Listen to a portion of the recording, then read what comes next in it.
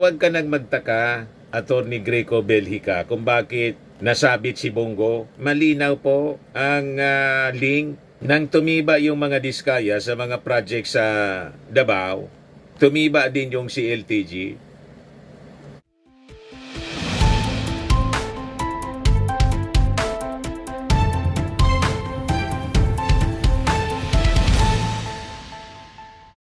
Hello po mga kababayan, si Dante Maravillas. Nagrereklamo po si Greco Belhica kung bakit daw yung investigasyon napunta kay Bongo at sa Farmally. Yan flood control issue yan. Bakit napunta kay Bongo? Malinaw naman po na yung CLTG, initials ni Bongo, sabihin pang pag-ari ng tatay at kumurner ng mga contracts, panahon ni Digong. Di ba? Yan ang lumabas doon sa investigasyon. Nakipag-partner kay Diskaya. At yung Diskaya, mga kababayan, yung mag-asawang Diskaya, tumiba sa DPWH 2016. Hindi mo yun narinig? Kung hindi mo narinig, iniwasan mong marinig siguro. Yung pagtatanong mismo ni Bato.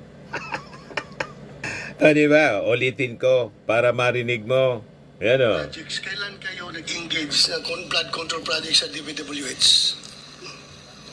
Siguro mga 2016 onwards. Please make sure of your answer. Yes po, 2016 onwards po. 2016 onwards. Yes po.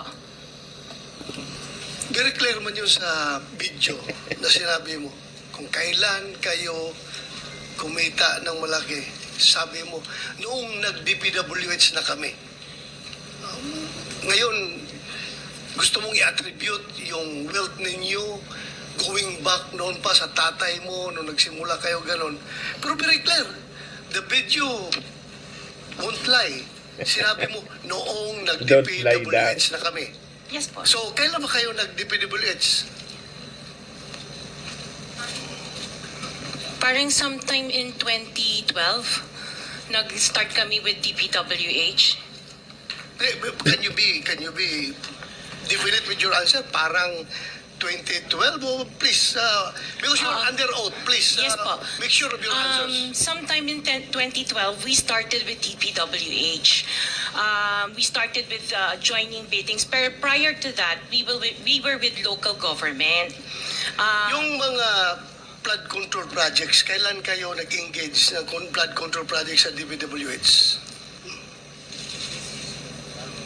Siguro mga 2016 onwards. Please make sure of your answer. Yes po, 2016 onwards Sigurado po. nga, 2016 2016. 2016 onwards. Diba? Yes, sir. Okay. Go ahead, sir. Go ahead. Alright. Parang malulo ni Bato de la Rosa, yung kanyang dila. At yung kumpanya na pag-aari ng tatay ni Bongo, yan ang report to, September 1, 2025, once worked with Diskayas for Davao projects. Kaya, pinag-iimbestigahan si Bongo. Yan Ombudsman, DPWH dig into Diskaya, CLTG Builders Link. So sabi dito sa report, the Office of the Ombudsman at DPWH are investigating possible connection between contractor couple Sara and Pacifico Diskaya and CLTG Builders, a company reportedly connected to Senator Bongo. Asked whether Go might be linked to the Diskayas who are under investigation in the flood control probe, sabi po ni Secretary Dizon, we talked with Ombudsman Crispin Rimolya and now we are already working to look at the documents from the previous administration. That is also our target from 2016 to 2025. That is also the mandate of the ICI. We will not spare anyone here, sabi po ni Dizon. So huwag ka nang magtaka, Attorney Greco Belhica, kung bakit nasabit si Bongo. Malinaw po ang link nang tumiba yung mga diskaya sa mga project sa Davao. Tumiba din yung CLTG. Ito yung sabi ni Greco. Biglang si Senator Bongo na ang pinaiimbestigahan. Grabe ang talon. Kaya Grabe daw ang talon. Banggit na pangalan sa Senate Blue Ribbon Committee. Bakit napunta kay Senator Bongo sa Farmally or sa CLTG? Hindi naman Yung Farmally naman po, nagreklamo siya sa ombudsman kasi hindi inaksyonan ng previous ombudsman ni Martires. Yung reklamo ni Gordon, dating Senador Richard Gordon, dating chairman ng Senate Committee on Senate Blue Ribbon Committee. O ngayon, pinare-revive. Alangan man hindi yon intindihin ni Ombudsman Rimulya. Hindi pwedeng yung tinulugan ni Martires, tutulugan din ni Rimulya kasi kaalyado ninyo. Di ba? Mas na dapat tingnan. Kasi mas marami yung flood control projects nung panahon ni Digong. 13,000 plus na flood control projects. Walang epekto sa mga pagbaha. Pagkatapos, hanapan ninyo ng project. Mas konti naman yung flood control projects ng present administration kasi 3 years pa lang. Di ba? Pero kasama sa iniimbestigahan ng ICI yung mga projects sa flood control ng present administration kasi yung ating Pangulo nga yung nag-expose niyan. Ang gusto kasi ninyong mangyari, huwag nang imbestigahan yung previous administration. Kasi pag inimbestigahan yung previous administration, pamumuliti ka na. Huwag kami Griko. Yan pinaiimbestigahan. Grabe ang talon. Kaya ang dami-dami pinagbabanggit na pangalan sa Senate Blue Ribbon Committee. Bakit napunta kay Senator Bongo sa Farmally or sa bakit kayo natatakot imbestigahan? Bakit hindi ninyo tularan si Martin Romualdez? Hindi natatakot imbestigahan? Welcome na welcome sa kanya. Kung wala ka kasing tinatago, ito na yung pagkakataon para yung mga controversy, yung mga duda, di finally matuldukan po. Pag napatunayan na walang kickback, wala man nangyaring substandard na mga projects, maayos naman. Tulad ng sinasabi ng ating Pangulo, pag maayos naman na yan, okay. Wala dapat ikabahala ang sino man sa inyo. Bakit kayo nagiging defensive para kay Bongo?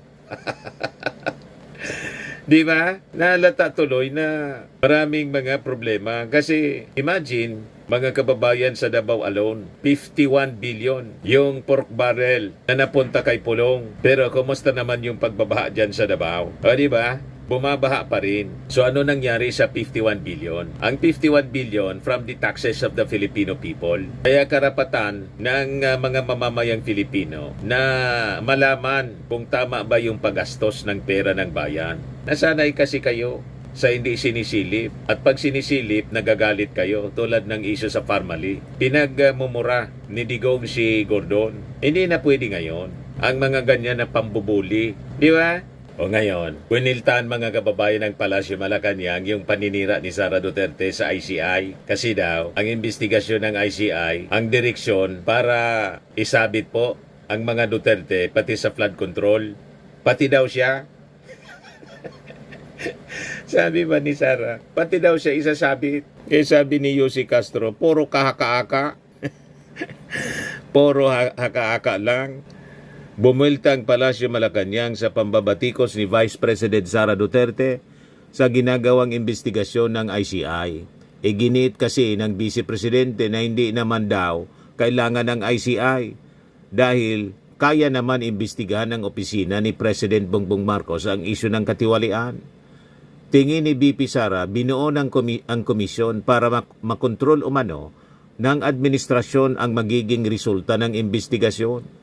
Pero sagot ni Palace Press Officer Yossi Castro, hindi na raw dapat intindihin ang mga sinasabi ng bise. Baka raw may kinatatakutan lang na mabunyag si VP Sara kaya sinisiraan niya ang ICI. Malamang. Ngayon sinisiraan yung ICI para pag nasabit sila mga kababayan, ayan na niya, talagang, di ba niya sinabi ko na? Inunahan na. Di ba, mga kababayan? So malamang tama yung analysis po ni Yossi Castro. Sabi ng mga nag-react, kapag nasa Davao na ang investigasyon, sigurado sasabit lahat silang mga Duterte, lalo na si Pulong. Kaya nagdadadaldal na palagi si Sara kasi aabutin lahat sila. Pati ang bagman ng tatay niya, sigurado. for your information, meron ng bagong utos si Ombudsman Remulla na simulan na ang investigasyon sa mga kapatid at ama ni Senator Bongo, si LTG at Diskaya. Sabi ni Susan Makayan Rada, taga rito ito sa amin, malamang alam niya kasi ang pinagagawa niyang kabulastugan sa pondo ng gobyerno. Sabi ni Estacio Albino, unlimited dramatic performances. Sabi ni Elenio Cañizares, the real people are always searching and watching until they have known the whole truth. So whatever false testimonies and false accusation they have shown, the ordinary people know the whole truth, and they know the people who serve faithfully, honestly, and serve wholeheartedly. Alatado naman po mga kababayan, pag ang tao nagiging defensive, ang ibig sabihin niyan, may itinatago na baho. Ganun lang yan.